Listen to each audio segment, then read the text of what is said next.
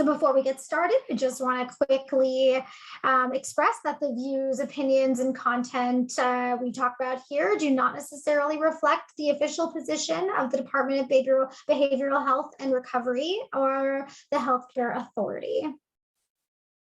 So welcome everyone. Again, my name is Eva Lerner. I am a senior program manager with the Corporation for Supportive Housing. I'm on our consulting team, and I have been with CSH since June. I'm based out in New York City, so it is a little after 12:30 here. I know it's bright and early for you all on the West Coast. I'm joined today by my colleague, Marcella McGuire. I will let her introduce herself. Hey everybody. I lead CSH's Health and Housing work nationwide. I am based out of Philadelphia and have been working with HCA and other great Washington State partners for the last 2 to 3 years on your foundational community supports program. So great to see everybody today. And our final trainer today is Terry. She will not be joining us today. She will be joining in a future session, but you can see her smiling in this picture, ready to join when her session is up. So just to brief, for some of you who were not on the training last week, and for those who were, a refresher, your team today may include, members of your organization, the executive lead, a program lead, someone who's really sort of responsible for overseeing the ins and outs of the foundational community supports program, a fiscal lead, someone who's responsible likely for revenue generation and developing the budget, and then a quality lead, someone who is responsible for ongoing performance improvement, quality improvement, ensuring that you are meeting the needs and goals of your program participants and continuing to engage in continual quality assurance and quality improvement. For some of you, your smaller organizations, you may have folks who are playing multiple roles. You may have one member represented from the entire organization, and you're going to wear all of these hats, and that's totally okay. We are here to support you in that process and to get you comfortable with all of the different material that you're going to need in order to play these different roles. And of course, the purpose of the Medicaid Academy is really to help you learn how to bill Medicaid for the foundational community supports that you are providing your program participants. We are joined today by Rayanne Orbaum from the Healthcare Authority of Washington State, HCA. They set the policy requirements for foundational community supports and Medicaid across the state of Washington. They are the what, they set the what, they determine what you can cover and what you can bill for, whereas Rayanne's role on the foundational community supports team, they help you with the how. How does your agency develop a plan to bill for foundational community supports? How are you able to actually implement this important program for your participants? And in these slides, which we have shared and will continue to share with you on the SharePoint site that I've emailed about, we have links here for you to actually click and learn more about the state's approach to FCS and Amerigroup, who will be joining us shortly, the implementer of this program as well. And of course, each session will include helpful tips and tools provided by us, your technical assistance team. We would love for you to engage in learning across agencies, so there will be time for Q&A and for conversation and some coaching as well. So just a brief overview of the schedule. Last week, we went over provider enrollment. We provided a brief orientation to foundational community supports and how to get your agency enrolled in the foundational community supports and in Medicaid. Today, it's about getting your participants enrolled and determining whether or not your program participants are eligible for this program. And then in future sessions, we'll go over staffing and budgeting, policies and procedures, documentation and billing, and quality assurance. On October 20th, I just want to flag for you, that's a Thursday, we will be offering an opportunity for Q&A. So we'll be reviewing the content that we discussed in sessions 1 through 3 and giving you an opportunity to ask any questions. For folks who are not able to join the first session, this is a great opportunity for you to come after having reviewed the slides, listen to the recordings. If you have additional questions, you can come to this session and we'll be here to answer those questions. We'll also offer a secondary opportunity for Q&A on November 10th to cover sessions 4 through 6. So just wanted to flag that.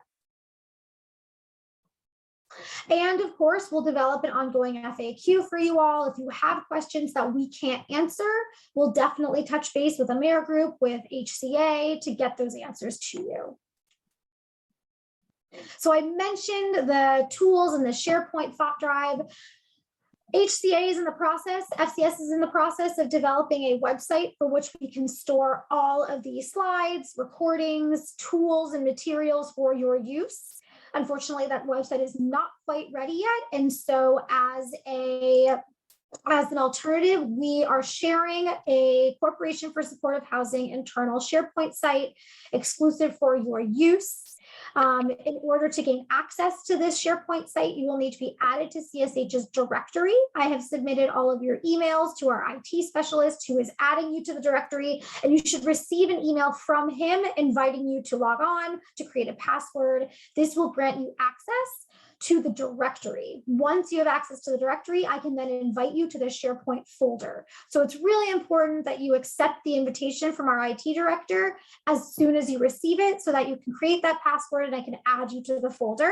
If you do not receive an email from him, his name is Josh Rucker. If you do not receive an email from him or any other sort of SharePoint, Microsoft, set a password, anything like that by tomorrow, Wednesday afternoon, please email me and we'll make sure to get that taken care of. I see that we have Jacob here now from Amerigroup, which is great. Hopefully your technology is working now, Jacob. Yes, I apologize for being late. Yes, I am finally here, I think. No problem. We're Sound just great. covering the basics. And so the tools that you can expect to receive, I've sent some of them over to you already, and they, again, will be shared in this SharePoint folder, are an eligibility tracker. So this is an opportunity for you to keep track of the participants that you are submitting for FCS coverage, as well as an approvals and denials tracker. And this is something that Amerigroup will send you, and it contains all of the information that you will need to reauthorize your participants. And so this way, if you are keeping track of all of your program participants in different slide sheets or spreadsheets, and you have documentation in various places on a drive, this is one centralized location for all of the information that you will need to submit for a reauthorization. Of course, if you have an electronic health record, it's sort of a moot issue because all that information is stored there, but this is a great opportunity for folks who do not necessarily have access to an EHR, who need to keep track of the details that you'll need to submit for reauth. All right, and with that, the plan for today, we will be reviewing Medicaid and FCS eligibility in Washington State, reviewing the process for enrolling your current and future clients in foundational community support services, and then of course, consider how to ensure that your clients maintain Medicaid enrollment and FCS enrollment over the long term. One thing that's really critical that we love to drill in over and over and over again is that there's a big difference between Medicaid eligibility and Medicaid enrollment, just like there's a big difference between FCS eligibility and FCS enrollment. Just because someone may be eligible for Medicaid or for FCS does not necessarily mean that they are enrolled, and it's really important to keep track of who is eligible, who is enrolled, to make sure that they do not lose coverage. So, quick overview.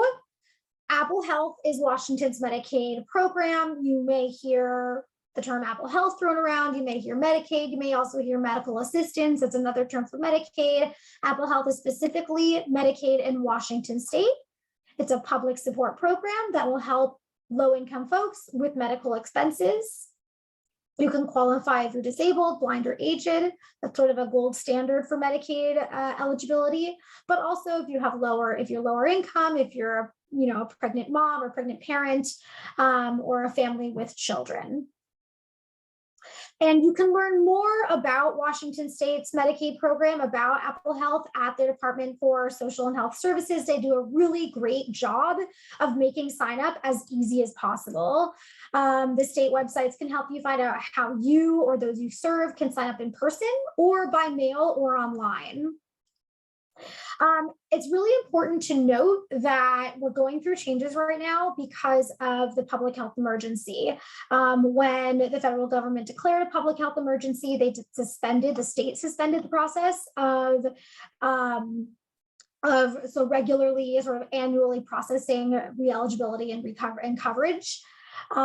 So this has been suspended. However, when the public health emergency ends, so when the federal government declares that COVID is no longer a public health emergency, or we're no longer in a state of a public health emergency, then the state of Washington will need to make sure that everyone still qualifies for Medicaid. Right now, the official public health emergency is in place until October 13th. That's in a couple of days. We will know sometime this week whether the federal government is thinking that they will extend. And the current thinking is that they probably will extend until the end of the year, though this has not been confirmed by HHS, by Health and Human Services. So it's really important that you watch your mail, that you educate your residents on why they need to respond to any notice they might receive about their coverage, about their eligibility and enrollment, because continuous coverage, as I mentioned, is extremely important for all healthcare needs, of course, but for this particular program, of course, for FCS services. But just to quickly finish up on this slide, the application is available online.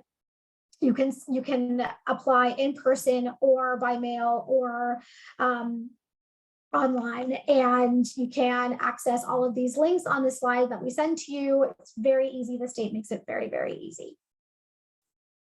And with that, I am going to turn it over to Jacob. He is with Amerigroup, and he's going to walk you through getting an authorization for your residents.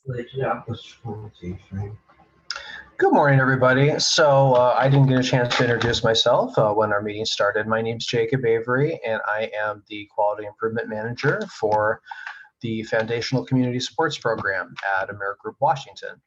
And I'm going to talk to you a little bit about how to submit an assessment. And basically, that's the way we authorize services for FCS.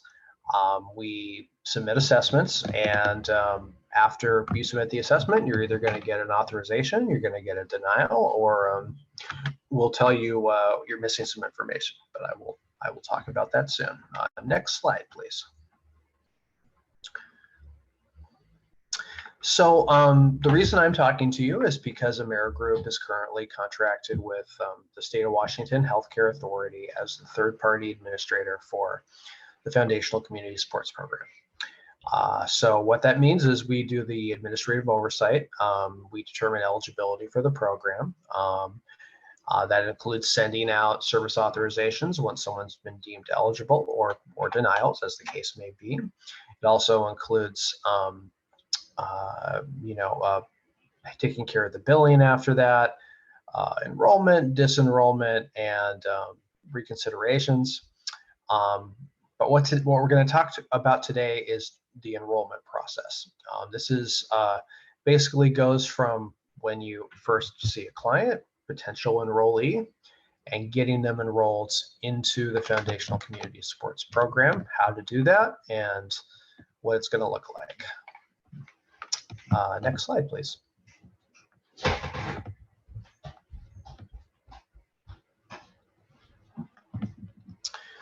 So this is a little visualization of the whole process.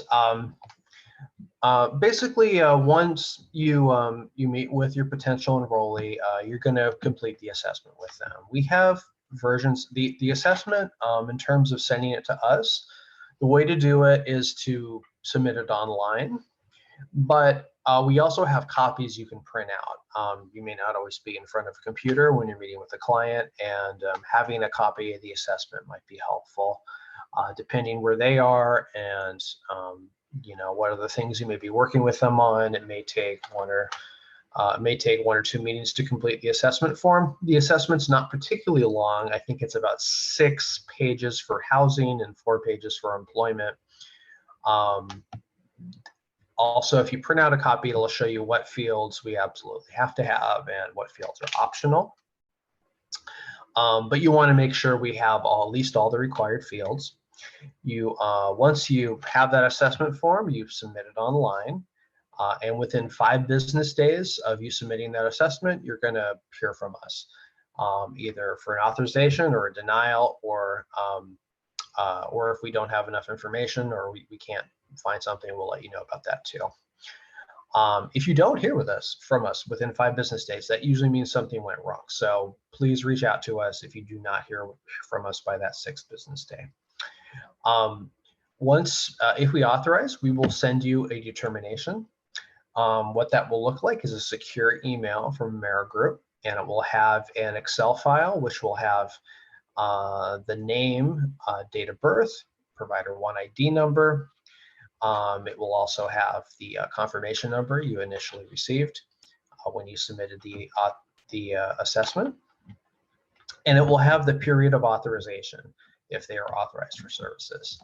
And I'll talk about this more a little later, but for FCS services, at this time, we always authorize in periods of 6 months, or exactly 180 days, about 6 months.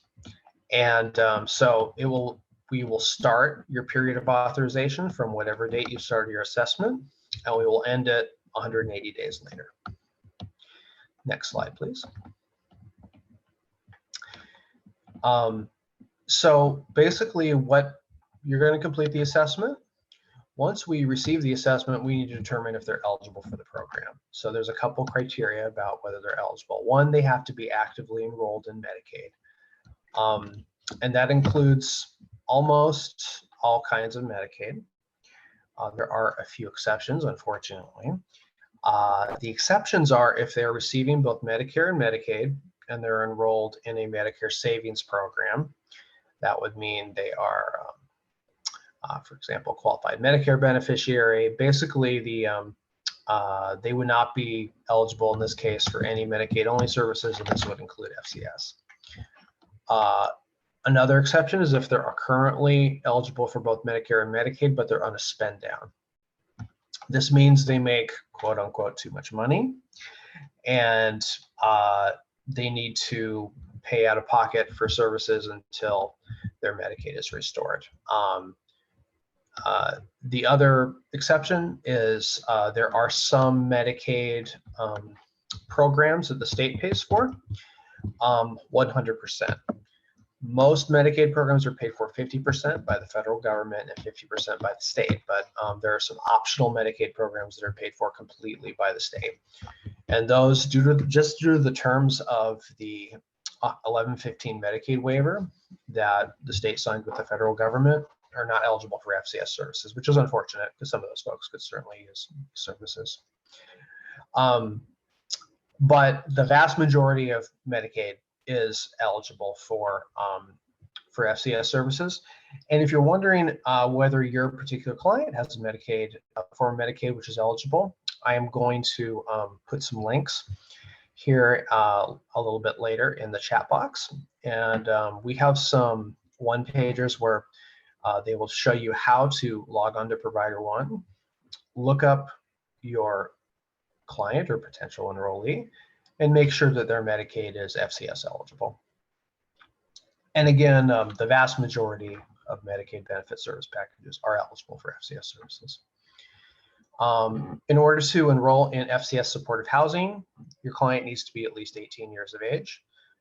In order to enroll in FCS supported employment, they need to be at least 16 years old.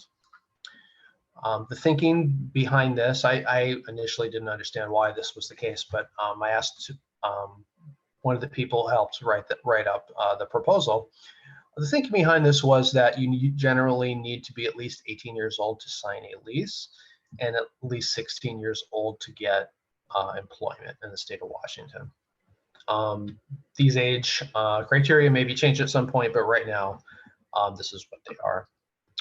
And the other things you need to get enrolled for FCS services, you need one medical necessity or health need, and one risk factor. You can have as many, you can have multiple ones of these, but you need at least one of each.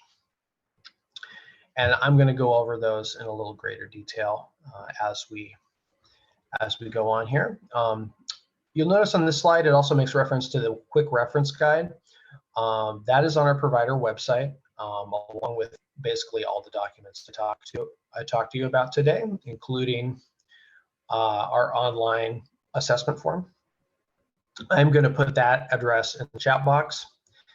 And sometimes this can be a good thing just to look around, poke around on, because you can see our documentation. It'll have things about eligibility, how to get signed up for provider one. It'll have printable copies of the assessment forms.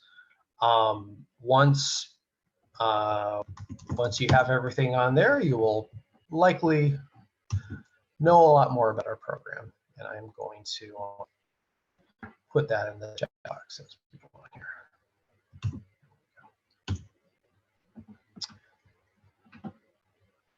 Next slide, please. So in terms of health needs, a lot of these are fairly similar for both supported employment, supportive housing. They're just a little bit different. Number one, for both services, and just to be clear, for those who don't have who have maybe a little less background on the FCS program, there are two core services. One is our FCS supported employment, which is to help find and maintain employment. And the other is FCS supportive housing, which is to assist in finding and maintaining housing. Both services have as a health need a mental health diagnosis or substance use disorder diagnosis. They also both share a potential health need. You need assistance with activities of daily living, 3 or more activities of daily living, or 1 or more hands-on activity of daily living. And this is something where it has to have been already assessed through the CARE assessment, the comprehensive assessment and reporting evaluation. And that is from ALSA, or Home and Community Services. They will make that assessment. And if an individual is, for example, seeing a behavioral health clinician, then they probably already have a mental health or substance use diagnosis. If they're already receiving in-home services from ALSA, it is likely they have met this criteria for activities of daily living. The other potential health need for housing is homeless with a disability. This means they are currently homeless, or they can have been housed for up to 60 days, but they were either currently or recently homeless, and they have a disability that could have been either from the homeless management information system, that could be from the disability administration.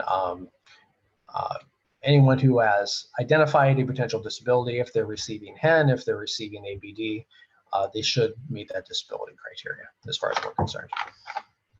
Next slide, please. And here's the health needs for employment. And as you see, they're very, very similar. We have mental health, substance use, and activities of daily living. Only the last one's a little different, and that is if they are receiving HEN or ABD. HEN is, of course, housing and essential needs. It's a program where if you are not receiving any income, you can get some assistance in terms of paying for rent and also some hygiene supplies. ABD is also known as presumptive disability. Generally, you get a very small amount of money as they determine your disability, and if you are determined disabled, they will take that money away from your lump sum. But you used to only be able to get one of these at a time. Now you can get both. But if your client is enrolled in either of these and they're active on Medicaid, it's highly likely they'll qualify for FCS supported employment. And that is kind of an easy one, honestly. If you know someone is on HEN or ABD and they're interested in supported employment, you may just want to look up their Medicaid eligibility, because if they're interested in employment, they're very likely to qualify. Next slide, please. And next, I'm going to talk about the risk factors. So for supportive housing, a risk factor, so just to be clear, in order to qualify for FCS supportive housing services, you don't necessarily have to be homeless, but you can be. The service is both for housing search, but it's also for housing supports and maintaining current housing. If you are chronically homeless, the HUD definition of chronic homelessness, you will meet that risk factor. If you have been housed, but it's for 60 days or less, and before that you were chronically homeless, you're also going to meet the chronic homelessness risk factor.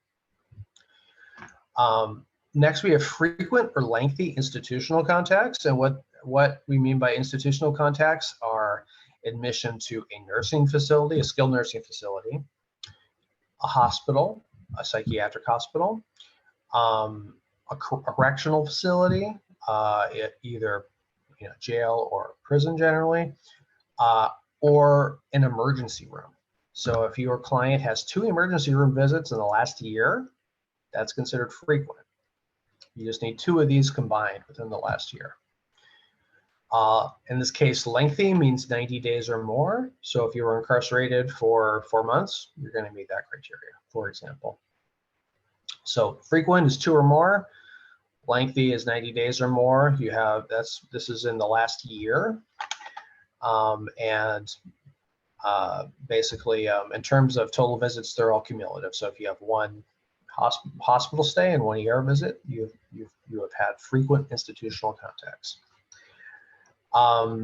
Frequent adult residential care stays, that means you have been 2 times or more in a residential care facility. This could include an assisted living facility, an adult family home, a residential treatment facility, basically 2 or more in the last year. Frequent turnover in home caregivers means 3 or more paid caregivers in the past year. They do have to be paid, and generally what they're looking for, I think, is if paid usually through aging and long-term care. And finally, we have PRISM risk score. PRISM is an acronym for Predictive Risk Intelligence System, and it's a system maintained by DSHS. And basically what it is trying to determine is the risk of hospitalization for those who have claims through one of the government medical payment systems. So there's basically an algorithm that creates a certain score for everyone, and really what they're basing it on is claims. If you hit 1.5,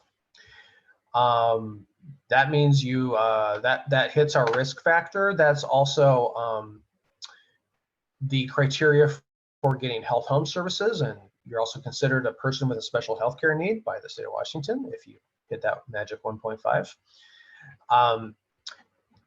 The difficulty with this risk factor is that most of our providers don't actually have access to the PRISM system, so you don't know the score.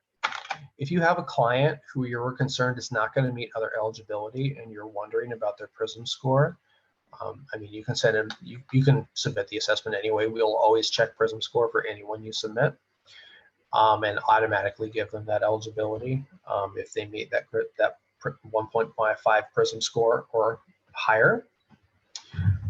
Or you can actually reach out to your FCS manager, or if you don't know your FCS manager, please just email fcstpa@amerigroup.com and we can connect you to them. And if you're just wondering if your client is going to meet that 1.5 PRISM score, we should be able to look that up for you if you don't have access to the PRISM system. It's a little unfortunate just because this is one of the criteria, and of course, it would be easier if our providers knew if their clients met this criteria or not.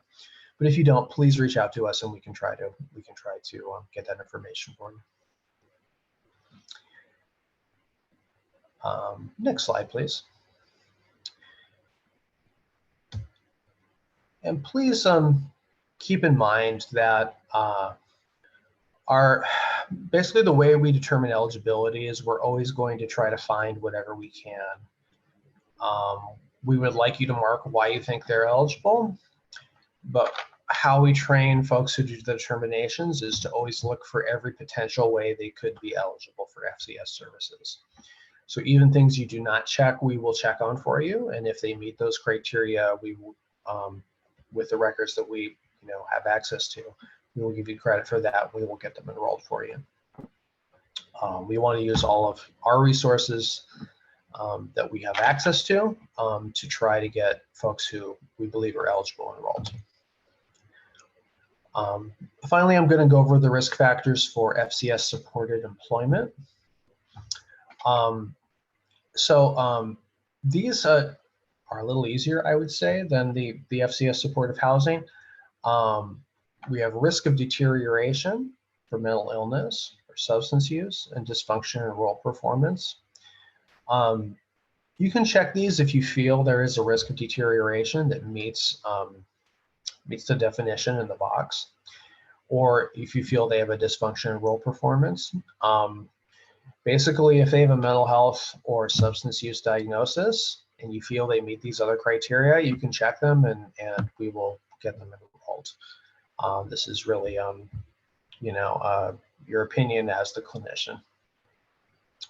If they have 2 or more episodes of residential or inpatient substance abuse treatment in the past 2 years, they're also going to meet that risk factor. If they have a care assessment, that means basically if they're receiving ALSA services at all, they will also meet the risk factor. Or if they're receiving HEN and ABD, you're going to meet both the health need and the risk factor just by getting HEN or ABD. So in general, it's usually a little easier to meet the risk factors for supported employment, just I think due to the way it's written. So I know I'm going over these quickly. We have more information on our website, but if you find yourself doing the assessment and getting confused, not being sure how your client's going to qualify, not sure if they're going to meet any specific criteria, please reach out to your FCS manager and they can walk you through it.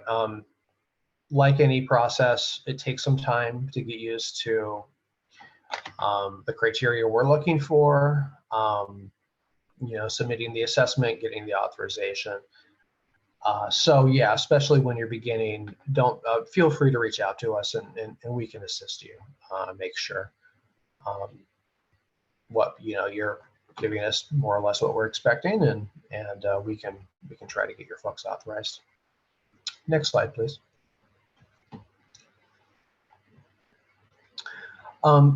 One of the things we will want on your assessment form is the provider one number, or the medical. You also may see this called a state of Washington medical service card. Basically, it's your Medicaid card. It's kind of a blue-green card you will get from the state of Washington, and it will have what we call the provider one number. It is a 9-digit number followed by WA. And that is the ID we generally use for the FCS program. This is also the ID for this particular program that I use to bill on. The reason is because we include we serve all FCS clients. So whatever their Medicaid managed care organization is, we're the TPA in terms of their FCS services. So we don't need their MCO identification number, but we do want to get their provider one ID because that's something that shouldn't change. You can look, if they have lost this card, you can often look up the provider one ID if you have the first name, last name, and date of birth. We have a guide about how to get provider one access. Once you have it, we also have a guide about how to look up client eligibility on provider one. The great thing about having provider one access, you can make sure their Medicaid's eligible, you can make sure they have FCS eligible Medicaid, and we recommend you check that at least once a month.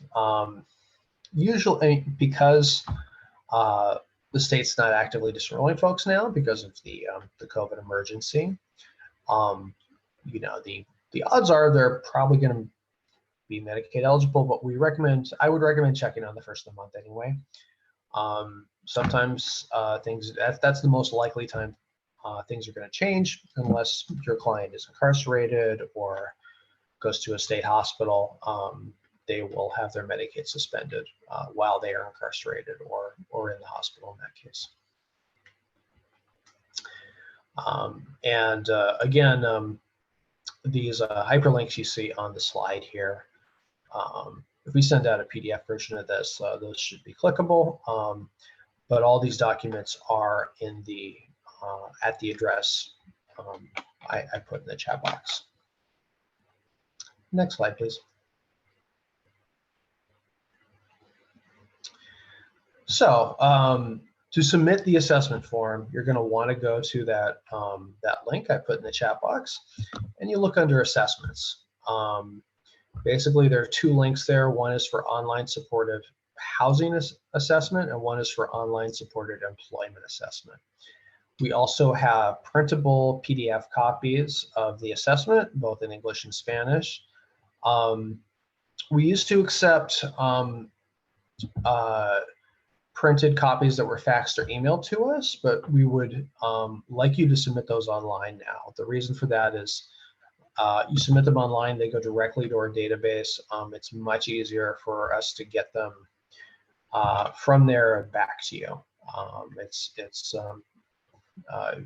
If it has not done so far, it's going to improve our turnaround time, and we are going to have all the information in a more centralized place, and we're also much less likely to lose anything. Obviously, we don't want to lose anything, and this way we have all the assessments going to the same place, and you should get a confirmation number once you submit it. So if you go and click those links under assessments, it'll take you to our online assessment form, and that is where you're going to want to submit your potential client's information. These are both secure. They're encrypted 2 ways. I would tell you the technical specifications, but I do not honestly know them. But if you're interested, I can get that from our tech folks. Next slide, please.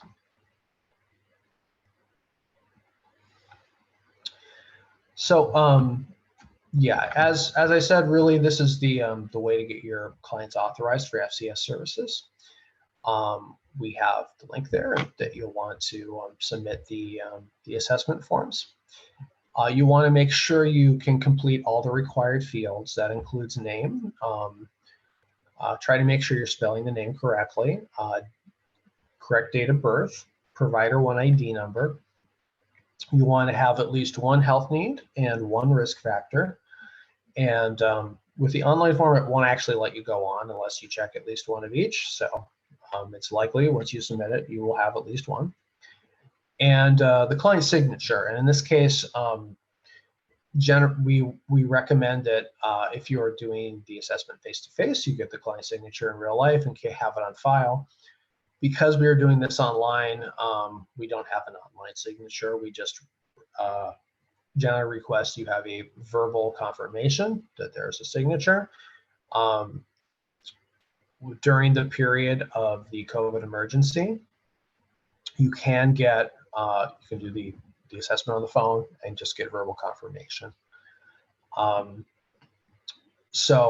You know, the best practice is definitely to have a physical signature when you do see them in person, but we understand sometimes, especially during the pandemic, it is easier to conduct the assessment by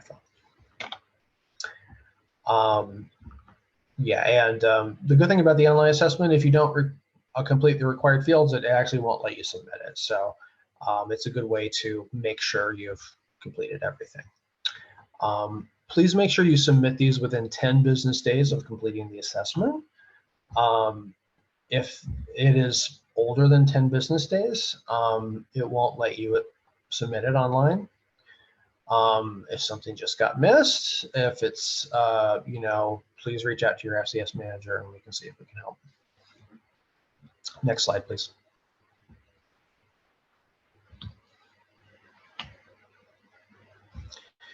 And this is actually true both on our forms and on our website. If there's a little asterisk next to the box, that means it's a required field. Once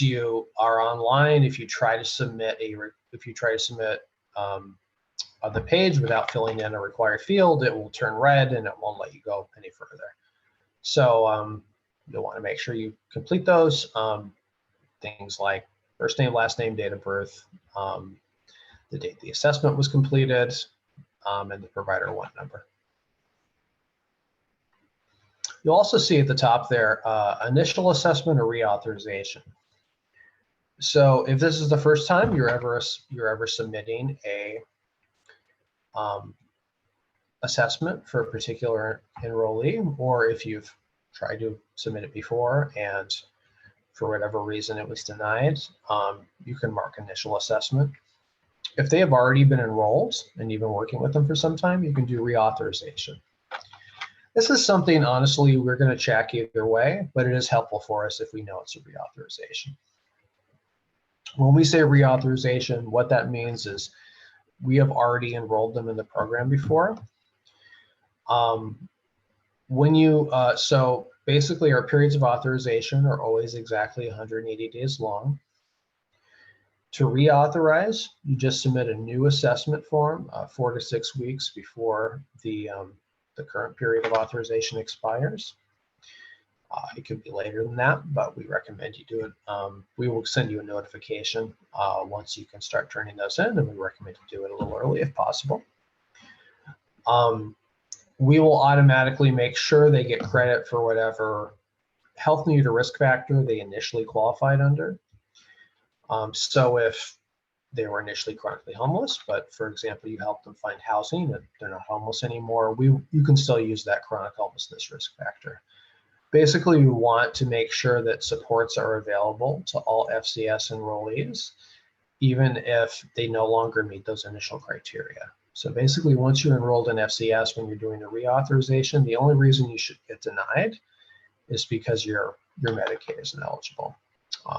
You can just use the initial risk factor and the initial health need, and we should give you credit for those. Next slide, please.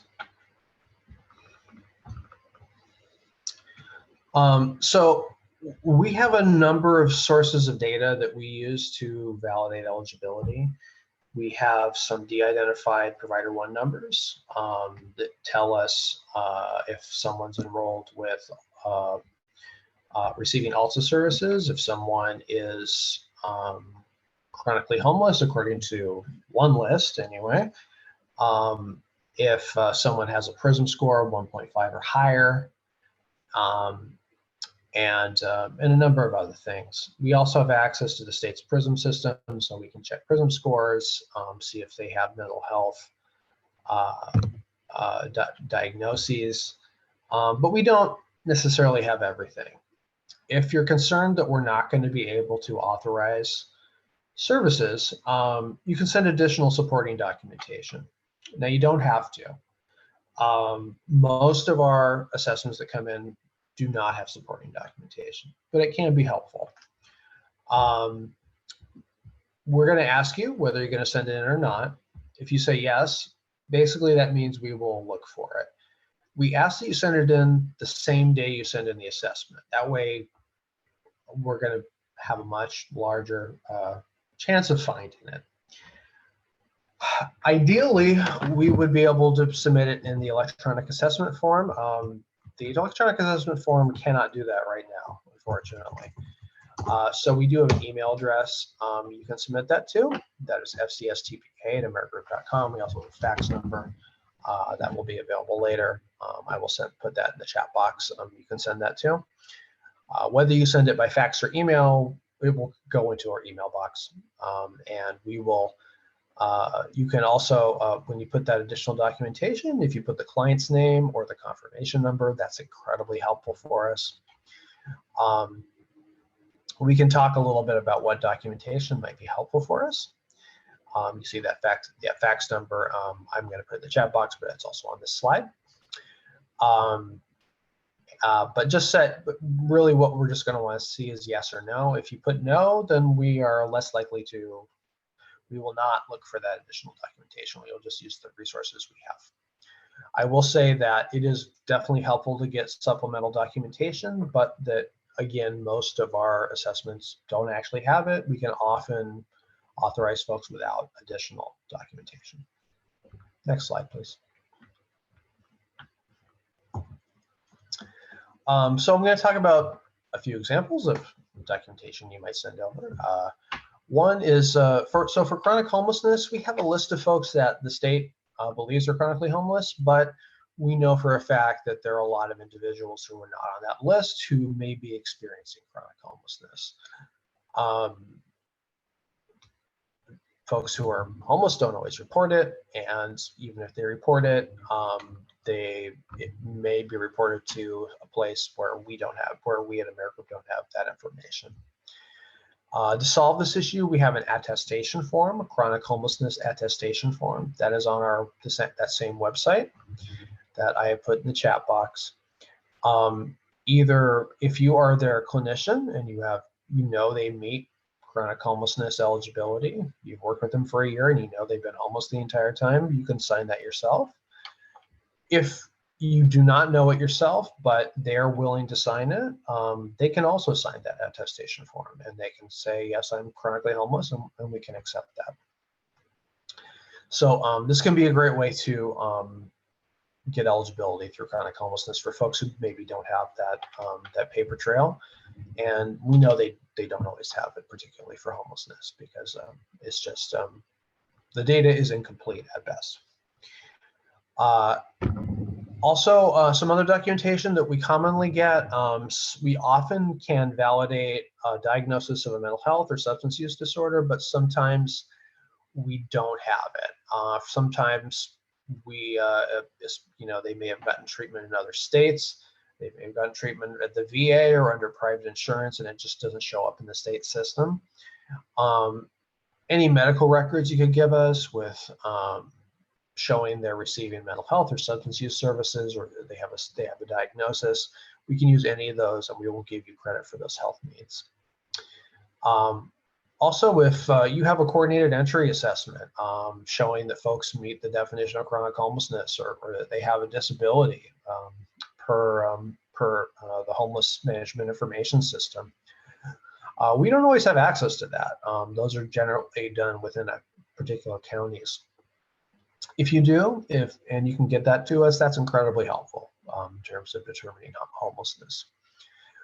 As I said before, you can send those via secure email or fax. We recommend that the subject of your email is supporting docs, and if you have a confirmation number, which you should get after submitting the assessment, it is incredibly helpful to put that confirmation number in the subject line.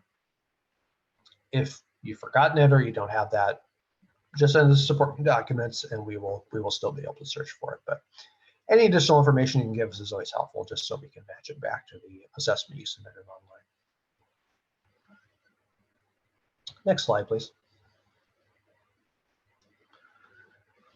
And again, I just want to say, yeah, if you do have supporting documentation, please send it the same day as you submit your assessment form. That makes it much easier for us to find. Again, any more information you can give us, the easier it is to match up. So if you have your confirmation number, if you have your agency name, very helpful. And we also would like to get the enrollee's name and provider one ID. Those are all ideal. Again, if you're sending a form in, it's probably going to have the name on it. It's probably going to have at least the potential enrollee's name on it, and hopefully their date of birth, provider one ID, something like that. But again, anything you can do to help us make sure we're getting the right person is helpful. Next slide, please. So once you've completed the entire assessment online, you will get to our final screen, and it will say submit, and next to that it will say print assessment. So before you submit, you'll want to click print assessment. I've submitted these online, and it is very tempting just to press submit, but you will want to print the assessment first. Once the print screen comes up, generally you'll have the option to save to PDF, or you can actually print out a copy too if you like. If you save to PDF, you will have an electronic copy of everything you submitted. It'll include the confirmation number and all the details. You can also print out a copy and save it with your records. That way that if we ever ask, when do you submit this, what was the confirmation number, you can just look in the client's records and reference that for us. Once you print or save or both, you can click submit.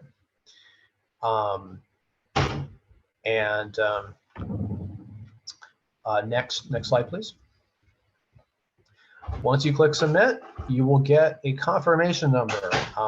Here it's 4 digits. Generally, I think they're 5 digits now, actually.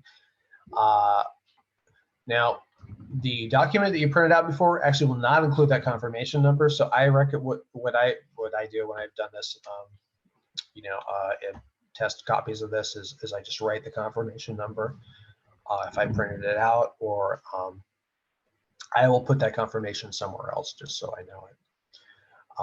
It's great to have the confirmation number. That way you can, if you don't get anything back from Amerigroup, one of the things we'll ask you is what your confirmation number was. That's one great way we can search for it. Again, if you don't know, we should be able to search by name and all that as well. But the confirmation number is a great way to know that at least it got through our submission process. Next slide.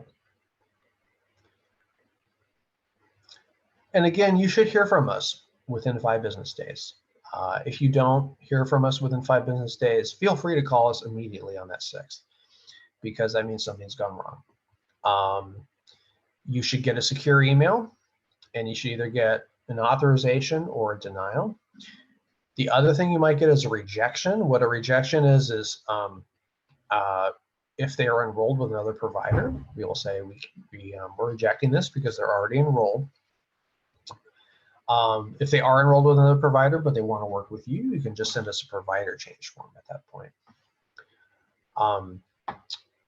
When you look up eligibility in Provider 1, you should be able to see if they're already enrolled, but sometimes it's a little difficult, to be honest. So, or they could have just gotten enrolled and it may not even be visible in Provider 1. So it is possible that they look like they were not enrolled, but they actually are. That's unlikely, but it could happen. If they're authorized, the other reason we would reject is if we just couldn't find the Provider 1 number, or the name, or the date of birth was wrong. We would just ask you to correct that information and resubmit. If you get an authorization, you will get an Excel spreadsheet and a secure email.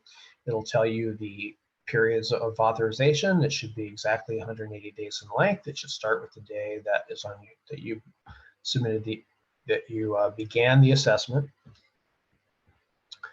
and it should end 180 days later.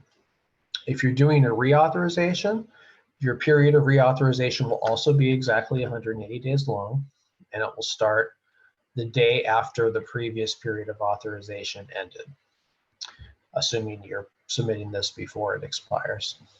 If suppose the person maybe went away for a couple months, their period of authorization expired, but they've already been enrolled in FCS, they come back to you, they want to get re-enrolled, so you send us a new assessment.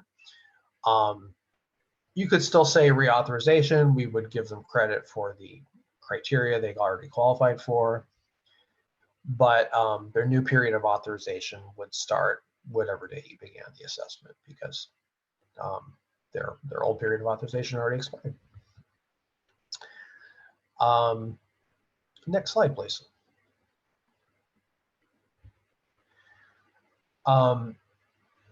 Yeah, if you get a denial, you will also get a secure email. It will include an Excel spreadsheet, and will include why this particular assessment was denied.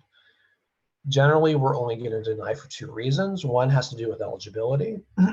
For example, their Medicaid was inactive, or it was suspended because they're incarcerated, or for example, they're on a spend down, or on a kind of Medicaid that is not FCS eligible. The other reason will be that we were not able to validate either the health need or the risk factor. And we'll tell you which one we couldn't validate. And generally, we will request additional documentation at that time. If anything we say is confusing, please reach out to us.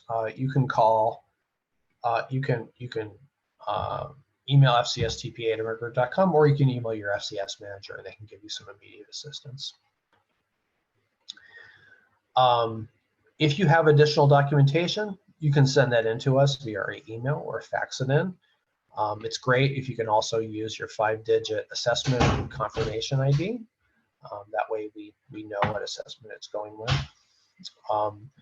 If it's been a while, if you request those forms, you can just resubmit the whole assessment online and include that documentation via email, and we will get that for you. If there's any confusion, though, please reach out to your FCS manager, and we can make sure it's we're getting the documentation we need and that there's no confusion about the assessment. This is particularly folks who are just starting. We want to make sure we're getting folks who qualify enrolled. The other reason we might reject things is if the provider one number is wrong, or the date of birth is wrong, or the date of birth and the name and the provider one don't match. Then we just can't determine who the individual is. So we'll just ask you to resubmit that with the correct information. If you need help finding that, we can look in P1 for that for you too. Either way, you should get an explanation in your email. Next slide, please. So I throw around the words denied and rejected.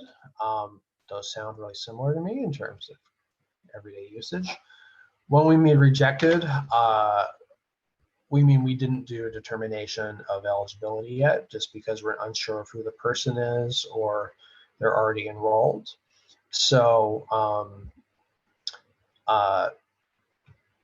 we basically, if we didn't get the appropriate information, we're just going to ask for the information again, just to make sure we're getting it correctly. If they're already enrolled, you can just send us a provider change form. And if the individual wants to be with a new provider, then we can get them over to you. If they've been denied, that means we have received, we believe we know who they are.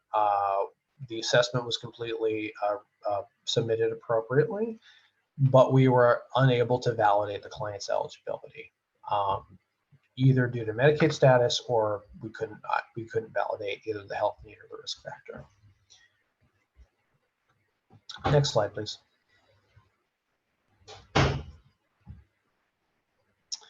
And again, if you haven't heard from us after 5 business days, you can call us at our FCS call center, 844-451-2828. You can email us at fcstpa@amerigroup.com. You can also email your FCS manager if you need to. If you have your assessment ID, that's always very helpful for us. Do try to keep a record of that if you can. Please try to make sure you're keeping track of the authorizations, rejections, and denials. You should get that Excel spreadsheet if you get either an authorization or a denial. So you can keep that in a place, either connected to the client's file, or you can add that to a spreadsheet you're maintaining. We just want to make sure that you're aware of the current status. If you ever do get confused, please reach out to your FCS manager, and we should be able to give you a list of all the clients who are currently enrolled, recent denials, recent authorizations. That should be possible for us to send over to you. Next slide, please. You can always request a reconsideration if we denied something too. Usually we will request additional documentation. So for example, if we weren't able to find a mental health diagnosis just because one was not available on the tools we have access to, what we're looking for is some kind of letter from a mental health clinician or a substance use disorder clinician saying the person's receiving treatment or that they have a diagnosis. If they're homeless with a disability, a coordinated entry can often tell us that. Also, for example, if they're receiving ABD and maybe they just got that and we don't see it in our system yet, you can send that to us. You can send the award letter over to us. If they have frequent or lengthy institutional or residential contacts, we can usually find those, but some things for some reason, sometimes we can't. So, for example, it happened in another state, if it was through the VA system, sometimes if it was very recent, we might have access to it. If you have a copy of a medical record, oh, look, they're in the hospital for 5 months, you know, that can be very helpful to us as well. Next slide, please. And as I said, chronic homelessness is one risk factor that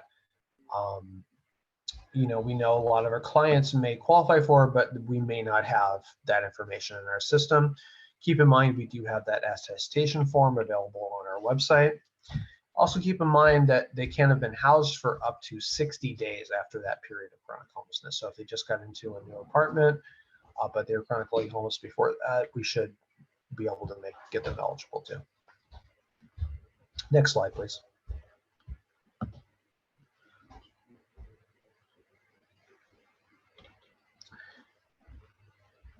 I think we're going the wrong way here. Here we go. Keep in mind, so the period of authorization is always exactly 180 days long. Can we go back one slide? But we will always initially authorize the same amount of units. For supportive housing, we will always authorize 30 per diem units.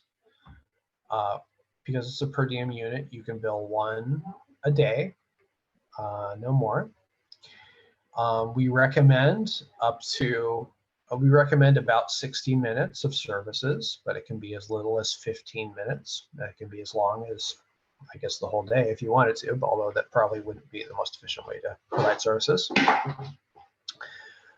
And for supported employment, we will always initially authorize 120 units. In this case, each unit is 15 minutes of services.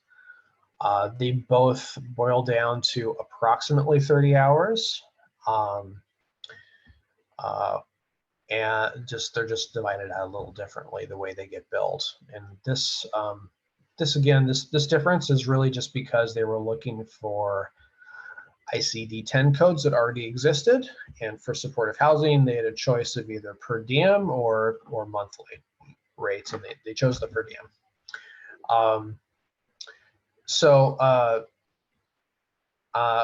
We recommend it, especially if you're just starting FCS services. It can be helpful to speak with our supportive housing trainers at DBHR.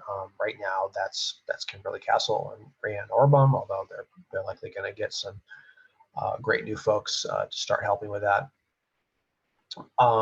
They may be able to give you some tips on how to build those and how to structure those meetings. You can reach out to your FCS manager on it too, because they're obviously slightly different in the way they bill, but they're kind of written to be approximately the same amount of time. Again, you will every month we will send out notification, and if you have clients that have been enrolled and are within a month, or actually probably about 2 months of expiring, you will get a notification from us. We will tell you you can submit their reauthorization now, and all you need to do is submit a new assessment for them using current information on our website. Ideally you would send that in 2 to 4 weeks prior to the authorization expiration date. But you could send it the day before, but we would rather get that to you early so we know there's no gap between the periods of authorization. When you resubmit that, you go into our website, submit it just the same way. You just want to make sure you're marking reauthorization instead of initial authorization. That way we know we're looking for the period of authorization expiring, and we're going to give you credit for the health need or risk factor that they've already qualified for. Next slide, please. So in order to be actively enrolled in FCS, we want to make sure that the Medicaid stays eligible. They've been authorized by Amerigroup, and once they've been authorized by Amerigroup, that eligibility goes into Provider One as well. If you go into Provider One under the Managed Care section, you should see Amerigroup Housing, Amerigroup Employment, or Amerigroup Housing and Employment. It should show you the dates where they are eligible. There's also in Provider One an FCS section. That tends to be not accurate, though. We don't recommend you look there. What you're going to want to look under Managed Care Organization. You can always check eligibility in Provider One. After you initially get someone authorized, it can take up to 3 weeks to get into Provider One. We also ask that you don't bill for those first 3 weeks. So, the reason is we send the eligibility over to the healthcare authority. The healthcare authority sends it to Provider One, and then Provider One sends it back to our claims system.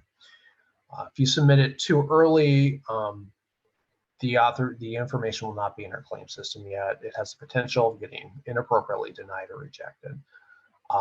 If it is denied, just let us know and we'll reprocess it, but we don't, ideally we want you to get paid the first time you bill for something, obviously. Once they are in our system, you can bill anytime. There's a timely filing of, we'll talk about claims at a future training more, but timely filing is 365 days, so you have up to a year to bill. Next slide, please. So again, you'll want to make sure you're checking at Medicaid eligibility and enrollment status. Ideally, of course, it would be great to check Medicaid eligibility every time you provide services. That might be possible if you're in an office and you have easy access to Provider One. Sometimes that might be tricky, obviously, if you're doing a lot of services in the field. I would recommend at least checking once per month on the first of the month. That's usually when your eligibility is going to change. We do have step-by-step guides on our provider website on how to check that eligibility. There should be, when the PDF version of this goes out, there should be hyperlinks to those specific documents, but they're all on that website that I put in the chat box as well. If for whatever reason, when you go into Provider One, you see something looks weird in terms of their FCS eligibility, feel free to reach out to us. There are sometimes mistakes on the state system, and we work really hard to try to identify those, but if for whatever reason you see one and they should be eligible and they're not, we can reach out to the state and make sure that's fixed.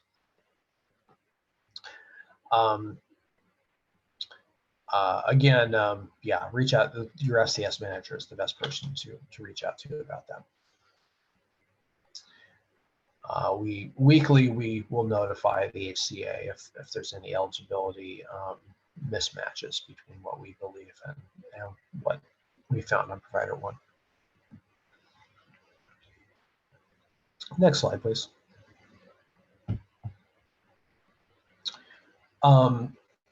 So again, you'll get your service authorizations. They will be Excel spreadsheets. We will send an enrollment report to the HCA every week.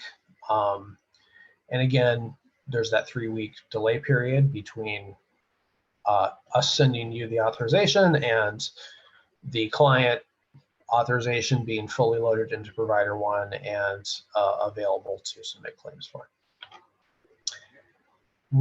There is also a tool available in Availity. For those who don't know what Availity is, it is one of the clearinghouses that are used to submit medical claims.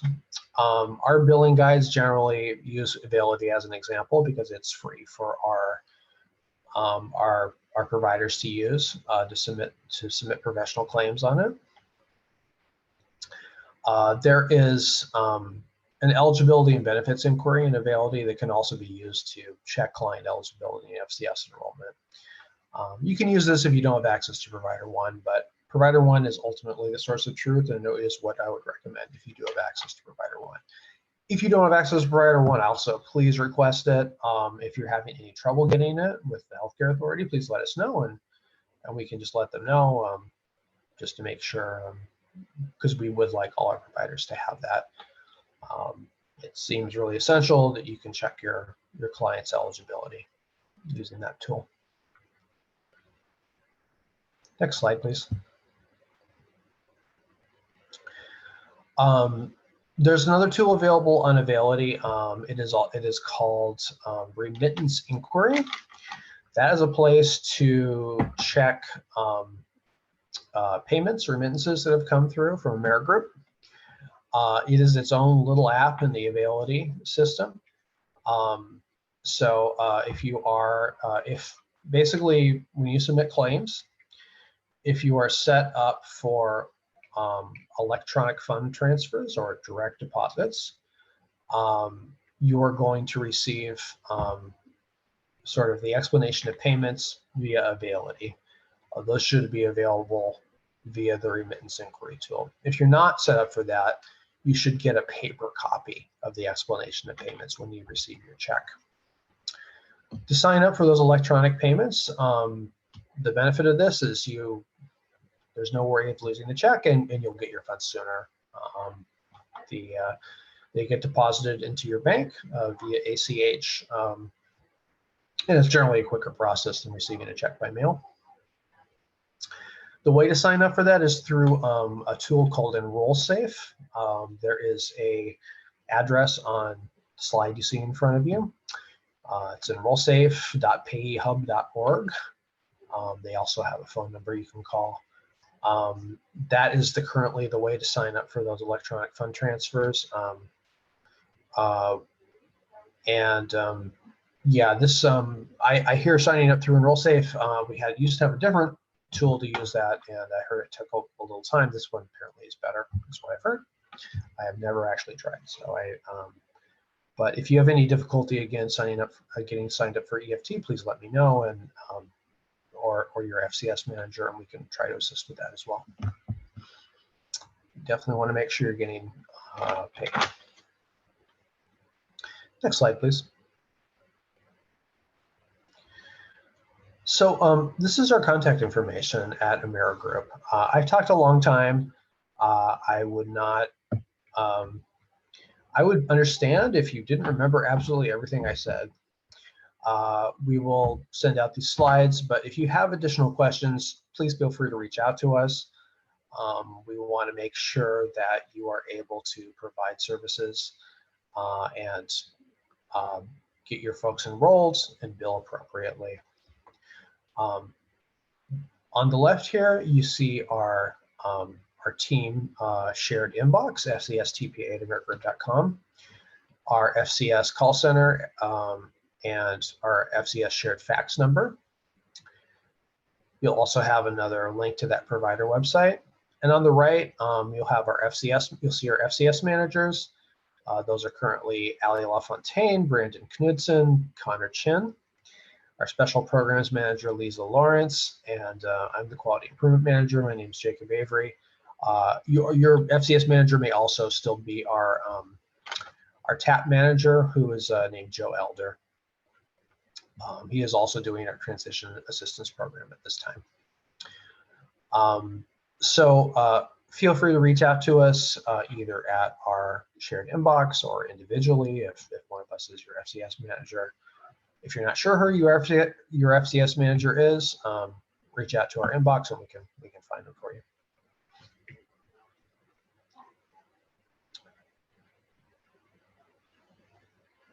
And I think that's it for me. I know I've talked for a long time.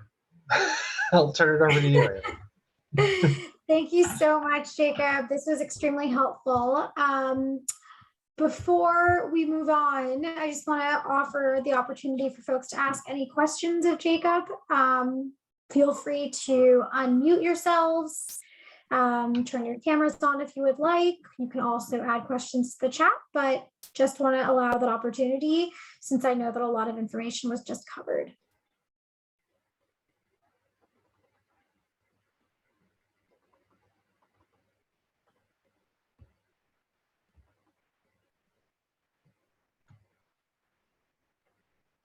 All right, well, as Jacob mentioned, if you guys have other questions, feel free to reach out to him directly.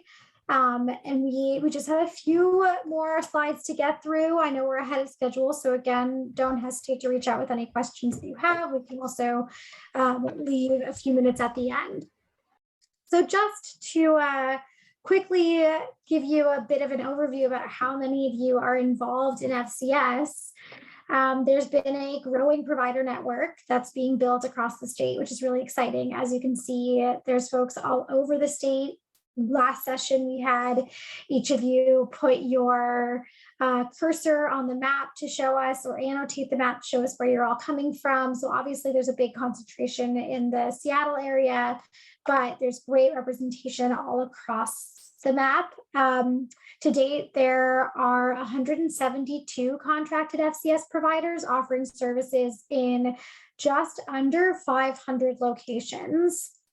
And currently there's more than 9,000 individuals receiving supported employment and supportive housing services. 2,557 people are enrolled in supported employment and 5,559 are enrolled in supportive housing. A little more than 1,500 are enrolled in both. And to date, more than 26,000 unique individuals have received FCS services. So this is a huge benefit to so many folks across the state. It's really an amazing program, and we're so excited that you guys will get to participate in this and benefit from these funds. So essentially what we want to reinforce is that if it's not, if it's not broken, don't fix it, of course. So the goal is really for as limited a disruption as possible as you transition to billing FCS for the supported employment or supportive housing services that you're providing. We don't want there to be a disruption for your residents. We don't want there to be a disruption for your staff or for yourself. The steps that Jacob clearly laid out will really help you to avoid any kind of service disruption, making sure that you stay on top of reauthorization, making sure that you stay on top of announcements like when the public health emergency is going to end and your participants are going to be, or your residents are going to be up for eligibility determination or enrollment determination. All of that is so key to stay on top of, to make sure that no one loses coverage for their healthcare, for their supportive housing, for their supported employment. Next session, we're going to talk a lot more about time studies and billing. We'll be sharing slides to, ahead of time to give you a sense of what we'll be covering. We'll also be sharing some budgeting tools. But what we'd love for you to be able to do is use the tools that we've shared, including the eligibility tracker that we share in this session, to get a sense of which of your residents are eligible, who's not eligible, how many, and why. Start thinking about which of your staff will be designated FCS staff and will be actually billing for services. We also really want to encourage you to think about which staff, what those staff are doing, and ensure that what the staff are doing are billable activities under FCS. And using the budgeting tool that we'll be sending out to you, start to develop some preliminary revenue projections. As I mentioned, up next, we'll be talking about staffing and budgeting. So thinking about the role that your staff will play, the responsibilities they'll have, making sure that those activities are billable under FCS. That will take place next Tuesday at 9:30 Pacific time. And then, as I mentioned, on Thursday, October 20th, so the Thursday following that next session, we will provide an opportunity for Q&A. We really encourage you guys to take advantage of this session. It's just going to be an open conversation where we'll be there to provide any support or technical assistance, answer any questions about any of the material that you've been struggling with. So just to plan ahead for session 3, It would be great if you could, like I mentioned, take advantage of the tools that we'll be sharing. Think about and try to access your staff salaries for your direct service staff, as well as for your middle managers, your supervisors, and your quality improvement staff. This will be really helpful as we work on your budgeting projections tool. Also, make sure to access your program budgets, and that includes the operating costs for your organization. That includes office rent, utilities, technology, and any OTPS expenses as well. And that is the end of session 2. I'm going to stop sharing my screen, allow us to all see each other, and feel free to turn off your mics, or turn on your mics, that is, if you have other questions for us before we close out for the day.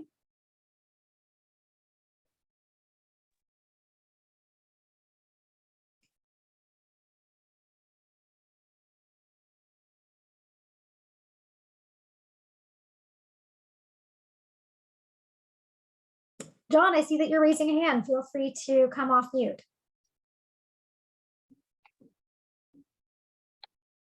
Hi, everybody. I had a quick question about the initial enrollment and using a behavioral health assessment in the event that the initial enrollment is rejected.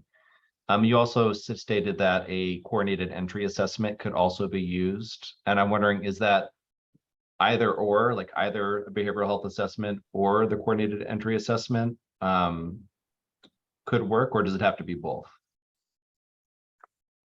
So a lot of times a coordinated entry assessment will see, will identify like a disability related to mental health. And I realize, of course, in reality, sometimes this is just asking them.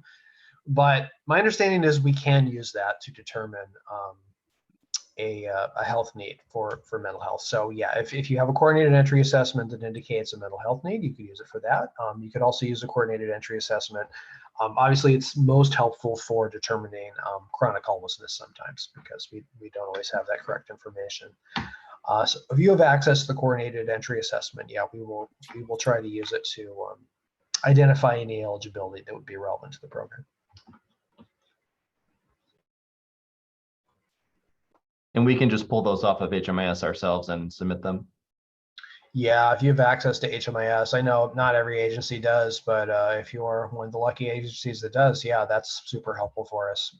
Unfortunately, yeah, we don't generally have access to county HMIS systems. Thank you.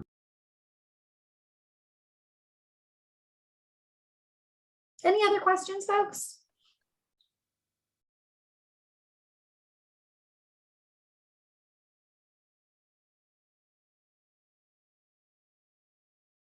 All right. Well, I know that Jacob was extremely thorough. Thank you so much for your time, Jacob. And thank you to everyone who joined this training.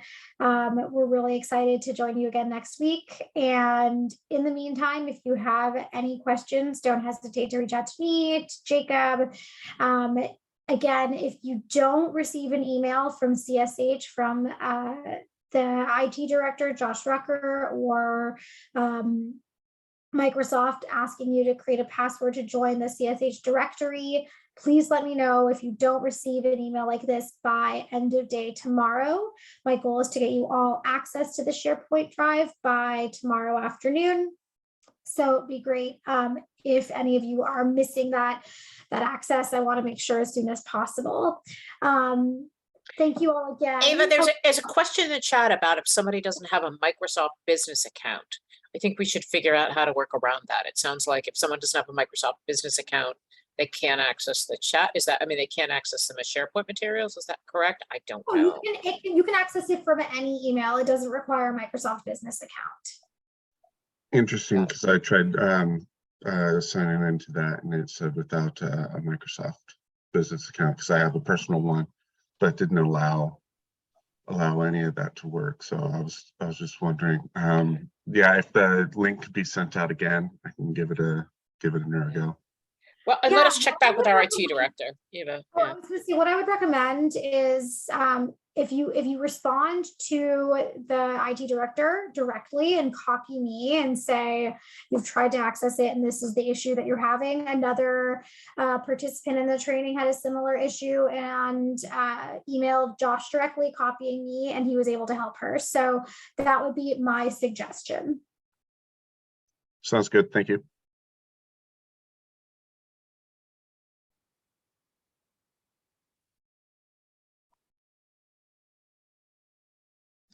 All right, everyone. Thank you so much. Have a great rest of your day, and we'll see you next week. See you next week, everybody. Thanks, everybody. Have a great day.